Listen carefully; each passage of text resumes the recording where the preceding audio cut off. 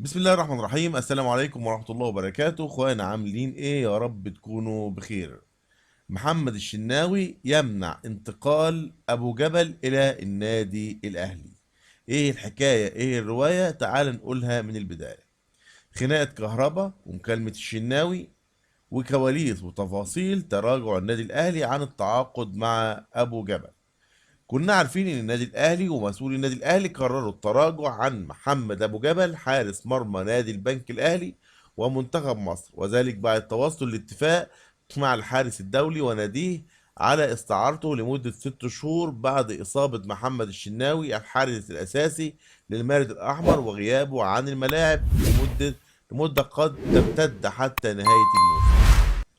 كلنا بدأنا نسمع الخبر عن تراجع النادي الأهلي، لكن مش عارفين ليه غير حاجة واحدة بس: إن أبو جبل اتعارك أو اتخانق مع كهربا.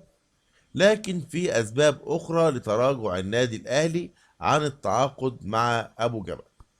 طبعا مصادر مقربة اتكلمت عن إيه الأسباب اللي خلت النادي الأهلي يتراجع عن أبو جبل. طب التراجع ليه يا جماعة؟ التراجع لسببين: السبب الأول هو كهربا، السبب الثاني الشناوي.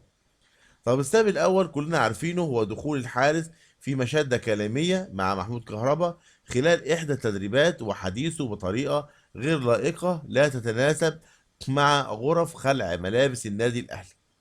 أما السبب الثاني كان مكالمة من محمد الشناوي حارس مرمى النادي الأهلي الموجود حاليا في ألمانيا، كشف خلالها مع مسؤولي النادي صعوبة وجوده مع أبو جبل داخل النادي الأهلي، مؤكدا أن تصرفات الحارس غير جيدة وستؤدي لمشاكل داخل غرف خلع الملابس.